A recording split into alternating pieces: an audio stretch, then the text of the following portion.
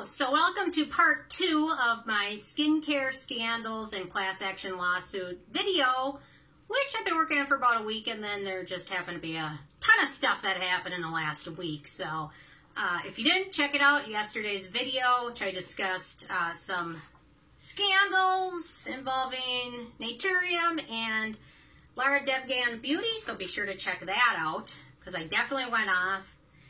I'm still a little red from it, just thinking about it makes me upset. So today I'm going to talk about the rest of the products and the brands involved in scandalous business practices, shall I say.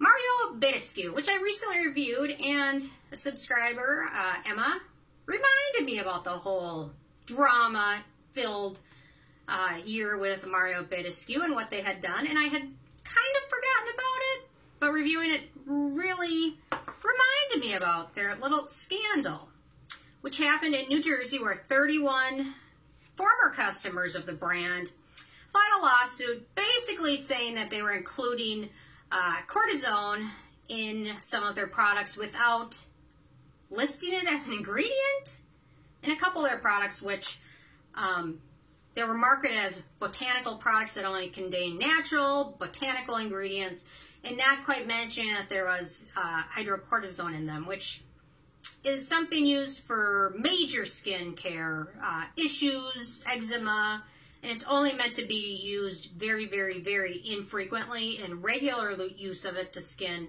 can lead to skin thinning, damaged blood vessels, and a really, really long process of slowly taking someone off of it. If you take someone off of the cortisone after they've been using it for a long time, immediately bad things will happen to their skin. They will get raw, breakouts, everything just not good. So the fact that they were hiding that, and some of these people have been using this product for years. So if you're using something with hydrocortisone in it for years, your skin has become very acclimated to it. It needs it to function regularly, and it's a long process to get off, and it wasn't on the ingredient list, so these people didn't even know they're using it. They were using hydrocortisone, and then the other one was triamcinolone acetonide. So they eventually found this out. Korean skincare lab did some testing on the ingredients because they had some clients coming in and saying that they were having some skin issues, brought the products to them, and after they tested, that's when they found out the ingredients weren't what's listed. So, pretty scandalous. The results of all of that, the brand eventually stopped selling one of the products altogether, just got rid of it, and then reformulated the other. So, that I'm not sure if the clients ever got any money. I'm assuming they did, because at the end of 2019, it kind of just went away. And there hasn't been really much going on since. So I have a feeling they might have got a little bit of money. And they should have, because they're damaging their skin unknowingly. You pay money for something thinking you're getting something good. I mean, brand's not the most high-end brand, but it's sold in Sephora and Ulta, so it's not a cheap brand that you'd find at the dollar store or something. Meanwhile, the dollar store might have some good deals. I don't know. The next one I'm sure most of you will recall, and that is Sunday Riley in the fake reviews. So basically, an employee finally, after being forced to write fake reviews and taught how to do it, there were emails sent out and directions, and you have to do it this way, eventually posted on Reddit and said Sunday Riley herself is demanding us to write these fake reviews from VPN networks, so you can't track them to Sephora, and just flooding it with great reviews of this product, and even went as far as to tell their employees to go to actual written reviews by customers that might have been negative or slightly negative and downvote them so it doesn't even come up on the search tab. So this was pretty scandalous when it happened. The FTC eventually aired a declaration stating that Sunday Riley had broke the laws. The FTC found them guilty of 2 violations. One, making false or misleading claims that the fake reviews reflected the opinions of ordinary users of the products, and deceptively failing to disclose that the reviews were written by Miss Riley and or her employees. However, really, in the long run, they basically, for the most part, got away with all of it. Yeah. pretty. They didn't even have to face a fine or issue a refund. It's kind of bad. Basically, they just told them you can't do that in the future, and that they got a slap on the wrist. Which, I don't know. If I were somebody that bought something solely based on the reviews, I would probably return it because I'd be irritated. Which is why, when it comes to that stuff, never trust any review. Almost any. I will say 99% of them. I just wouldn't trust them. Even if, everyone's skin is so different. Go to the ingredients. The ingredients will tell you a lot of what you need to know for the most part. And then make up your own mind. Okay. So, my third one, I don't have a product to symbolize it because I haven't bought anything from this brand. Jeffree Star and their other YouTubers' inappropriate comments, which was Dramageddon.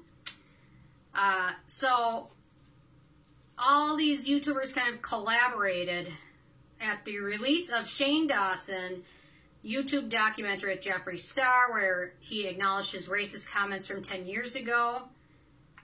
By the way, who says stuff like that? Who actually believes stuff like that, even 10 years ago? What the heck? Anyway. So, following that documentary, YouTubers Gabrielle Zamora, Laura Lee, Nikita Dragon, and Manny Mua all posted a picture facing Jeffree Star with their middle finger up at him saying, "Bitch is bitter because we're doing better without him." And then shortly thereafter, basically all four of those people were accused with the same type of horrible things that they said to people. I don't know. I just always go back to what my mom said. Treat every single person, regardless of who they are, like you would want them to treat you. Whether they're poor, they're rich, I don't know. That's why celebrities really doesn't, if I would see them, it just doesn't, they're kind of a regular person. But if they've said something like this, then I really don't have anything to do with them. And it's also, you know what, just think before you speak and just treat everyone equal. I don't know. I could go on it forever, but it's just, you know what, I guess there is a lot of that. I just can't believe people say and think things like that, but I guess it does happen. Okay, so the next one is kind of there's a lesson to be learned in this one too. Sephora, the company, they sell all the skincare stuff. They sell all the beauty stuff. They had a huge scandal, which really went away a lot quickly. They are, so before the whole thing started, you could use all the testers and test colors, use them, apply them, whatever. That was kind of their nice thing. You could go and see if a color looks good on you before you buy it. I've always been very leery of these testers, and recently a customer applied a lipstick tester. This was 2017, and they say that they contracted herpes from that tester because it wasn't clean. And basically Sephora really didn't do much. They didn't really say much about it. They denied the allegations, and then basically the result was they settled out of court. So they gave her a lot of money because that would be obviously very bad press either way, whether or not she got it that way. I don't know who it is and whatever they were doing before that.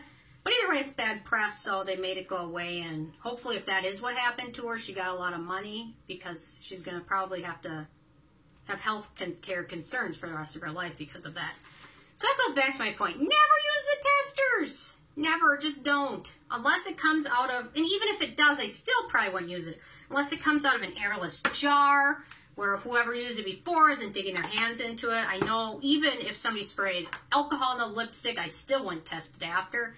And I certainly wouldn't put it in my own mouth.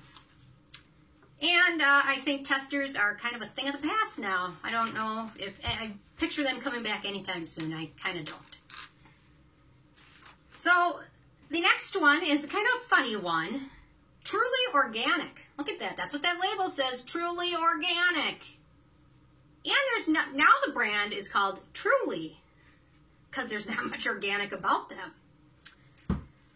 So they were treated pretty harshly for this, and they should, because they didn't know if their products were organic. They were basically buying overstock, old stock from just random people or random brands that went out of business or were just selling excess, just bulk product, and repackaging them and labeling it truly organic, when in fact the contents of all of these were basically just overstock that they dressed up, put some green dye in, and labeled organic. Which is why I wouldn't recommend purchasing anything from them. And I kind of feel dumb because I bought into it and I did buy something from them. So they were selling body washes, lotions, baby products, cleansing sprays, and they were falling into two categories. Those that truly organic, made by buying wholesale products and adding ingredients to increase their visual appeal, like adding a green dye into a random cleanser that Joe off the street made. And then they were also selling bath bombs and soaps that they bought as totally finished product and then just simply resold with the truly organic name at a high markup. That was it. So the FTC actually really got in on them because they were labeling things as organic, USDA organic, and NOP.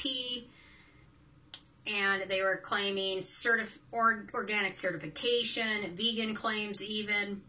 And eventually, as a result of, it was a customer that eventually figured out that they weren't organic and the ingredients weren't vegan in what she was using. And the court finally came down on them, and the FTC charged them with representing their products to be natural, organic, vegan, and USDA regulated, and imposed them a $1.76 million judgment, and they also will be subject to standard record keeping, monitoring, and compliance. And this one I actually bought at Marshall's just because this had happened and I wanted to have another case, but they eventually, when they resold their old stock, they put on a sticker. Contents include non-organic and non-natural ingredients. So, fascinating. So, personally, the Truly brand, I'll never give them another penny of my money. Well, I guess I bought this, but it was for a video, so. And you know what, I will use it to clean my brushes with, So that was kind of, out of all of these, one of the harshest. So the next one, I've got a couple more, involves the brand Tarte, which most of you know. And if you look at the wording under Tarte, if you can read it, it says high performance naturals, which make you think it's natural. However, it's not so natural. There was a huge class action lawsuit because Tarte was really suppressing a lot of the information because not a lot of people even knew that there was a class action going on. I saw it, and I think by the time I just randomly saw it, because I was looking up something for my car, that there might have been a class action about the way the oil was made or whatever. And I saw that, and I'm like, oh my gosh. So eventually I filled out the form, and I think I got a check for $60. I posted it on YouTube so you guys would know, because Tarte really did a great job of hiding this information, and really a lot of people didn't know even about it. And you know, it's kind of a waste with the class action because there's money left over. I think it just goes into a fund. So the consumers that spent their money should have got their money back, but which is why I tried to alert as many people as I could. But basically, they're not totally natural because they use synthetic ingredients such as glycerin, kaolin, sodium benzoate, and more. It's kind of a marketing thing. They're trying to say they're natural, but it's really hard to be natural because so many ingredients are synthetic, and yet there's a lot of great ingredients that are synthetic. Natural doesn't necessarily equate with the best product you can get. Doesn't necessarily mean it's bad either, but just always comes down to the ingredients. So Tarte eventually settled. That was a settled class of $1.7 million, so that's even a little bit lower than what Truly Organic had to pay. Honest Beauty, they've been involved in several little scandals, lawsuit things. Some of them involved sunscreen. Basically, one user noticed that after he had gotten burnt severely, he went back and compared his old bottle of the Honest Beauty sunscreen to his new bottle, which he just used and just burnt from, and realized the amount of zinc used in it had been cut in over half. So he alleged that it wasn't as safe. Now, sunscreens, you can't compare. It's really hard to compare apples to apples with sunscreen. Even something that contains 20% zinc and another that contains 20% zinc might not have the same effect because it's a cumulative effect of all of the ingredients. So it's really hard to judge a sunscreen. Eventually, that person was seeking $5 million in damage. And there was also other lawsuits saying that their detergents and things weren't natural and they contained SLS in them. The company is valued at over $1 billion. And out of all of these, I think some customers got checks for $210, and I think that was a result of the laundry detergent. They've been involved in a few things. I think anytime you name something honest or truly or natural, you really got to be minding your P's and Q's, because people really expect it to be natural, organic, true, whatever. And the last one, something I'll just mention quickly because this happens, I think, more than most people realize, the Z palette scandal. So you got these Z palettes that somebody just invented it. It's a magnet, and you can take singles out of all of your eyeshadow palettes and kind of customize and create your own eyeshadow palette. Somebody left a critical comment saying that they were disappointed in the product and that they had cheapened it, and Z Palette really went after that person. Like, any customer that left any comment other than a glowing review, they deleted their reviews. Some of them said that they got harassed. Some of them say that they have multiple emails from the company asking them to change their review. And the results are not much. And a couple suppliers of the Z Palette left their association with them. Otherwise, it kind of went down the rabbit hole, which, I don't know. There's no reason for a brand to go and harass people. But it probably happens more than not, because some people, especially smaller brands, they just can't handle a little bit of criticism. And if you can't handle criticism, you can't grow and make your brand better. Because that's the only way you get better, is from people that constructively criticize you. If you're not going to listen to criticism, don't even start anything, because you're not going to get great. You need to be able to take that to be great. So I don't know, there's a lot of learning lessons that I've learned just in doing these last couple of videos.